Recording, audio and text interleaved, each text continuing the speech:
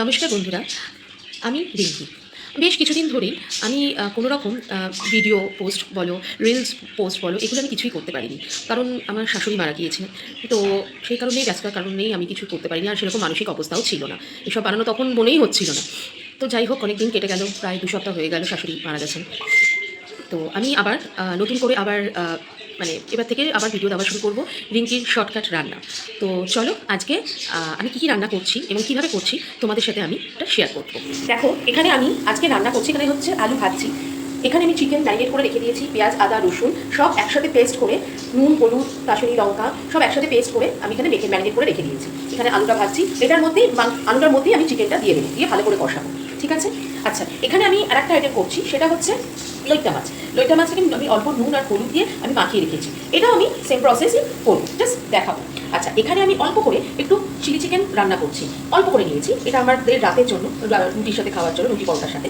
এখানে চিকেনের সাথে আমি কী দিয়েছি, পেঁয়াজ ক্যাপসিকাম একটু রসুন কুচি, আদা দিয়ে নিই। এটা আমার স্টাইলে আমি করি।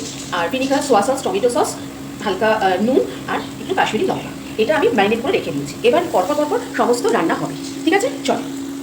দেখতেই পাচ্ছ এখানে আমি আলু, এই যে আলুর সাথে মাংসটা আমি দিয়ে দিয়েছি। এটা তোমরা কিন্তু ভেবো না যে গলে যাবে, এটা কিন্তু একবারও গলবে না। আমি একদম কমিয়ে রেখেছি, এটা আস্তে আস্তে আস্তে আস্তে মাংসটা হবে।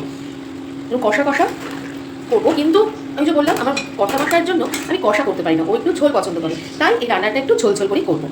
ঠিক আছে, দেখো এখানে আমার কষানো প্রায় শেষ। এই দেখো ধোয়া উঠছে। এবার আমি জল ঢেলে দেবো। এখানে আমি জল দিয়ে দিয়েছি, একটু ঝোলটা কমে আসলে তারপর নামিয়ে দেবো। ওই যে বললাম আমার বর একটু ঝোল ঝোল মাংস খেতে খুব ভালোবাসে। ঠিক আছে, হয়ে গেলে লাস্টে দেখাবো। দেখো দেখো দেখো, আমার মাংস করা কমপ্লিট। বলেছিলাম না আমার কর্তা মশাইয়ের জন্য একটু ঝোল ঝোল করে মাংস করতে হবে। দেখো, কর্তা মশাইয়ের জন্য আমি ঝোল ঝোল করে মাংস করেছি, যদি কর্তা মশাইয়ের একটু ভালো লাগে। চলো, পরে রান্নাটা করবো হচ্ছে লইট্টা মাছ। দেখো এখানে আমি কড়াইতে লইট্টা মাছটা দিয়ে দিলাম। এরপর আমি এই কড়াইতে পেঁয়াজ আদা রসুন যেটা আমি বেটে রেখেছি সেটাও দিয়ে দেবো।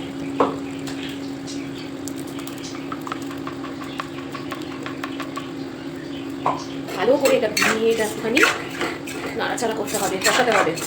কাঁচা যে মশলার গন্ধটা বেরিয়ে গেলে এটা আমি চুড়ো করব।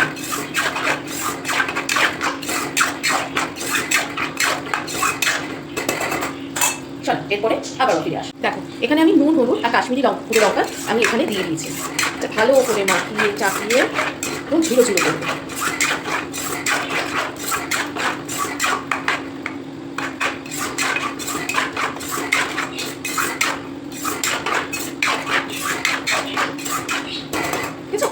চলো, এবার রান্নাটা কমপ্লিট হয়ে গেলে তোমাদের সাথে শেয়ার করবো। তো দেখো আমার এখানে আমি লইট্টা মাছটা কমপ্লিট করে নিয়েছি। ওকে, কতক্ষণ লাগলো এই শর্টকাট রান্নায়? আমার জাস্ট 15 মিনিট লেগেছে। 15 মিনিট লইট্টা মাছটা আমি একটু নামানোর আগে ধনেপাতাও দিয়ে দিয়েছিলাম। দেখতে এবং খেতে দুর্ধর্ষ হয়েছে, কিন্তু আমি জাস্ট টেস্ট করে দেখেছি। তোমরা করবে নাকি? আমি কড়াইতে আবারও তেল নিয়ে নিলাম। তেল নিলাম কেন বলো? সেটা অবশ্যই রিফাইন্ড অয়েল। এখানে আমি চিলি চিকেনটা বললাম যেটা ম্যারিনেট করে রেখেছি, সব একসাথেই দিয়ে দেবো। আমি আর আলাদা আলাদা করে কোনোটাই ভাজবো না। এটা হচ্ছে আমার শর্টকাট রান্না। খেতে খারাপ না, কিন্তু তোমরা একবার করে দেখতেই পারো, ট্রাই করতে পারো বাড়িতে। দেখো আমার চিলি চিকেন রান্না কিন্তু হয়ে গেছে। আমি তোমাদেরকে আগেও বলেছিলাম, মানে আগে কিছুক্ষণ আগে বলেছিলাম যে চিলি চিকেনটা আমি একসাথেই কষিয়ে দিয়েছি, আলাদা করে কোনো রকম ভাজিনি। চিলি চিকেনটা আমি 2 ঘন্টা, প্রায় 1.5 থেকে 2 ঘন্টার মতন অ্যারারুট, পেঁয়াজ, কাঁচা লঙ্কা, একটু রসুন কুচি দিয়েছি, কাঁচা লঙ্কা চিড়ে দিয়েছি, tomato sauce, soya sauce, vinegar আর তোমার হচ্ছে একটু নুন, কাশ্মীরি লঙ্কা আর ক্যাপসিকাম দিয়ে মাখিয়ে আমি একসাথেই সাদা তেলে গরম করে একসাথেই আমি চিকেনটা একসাথেই বসিয়ে দিয়েছি। তো সুতরাং এটা হচ্ছে আমার শর্টকাট রান্না। চলো, আজকের মতন এইটুকুই। রান্না আমার কমপ্লিট। আবার দেখা হচ্ছে তোমাদের সাথে আগামীকাল নতুন শর্টকাট রান্না নিয়ে।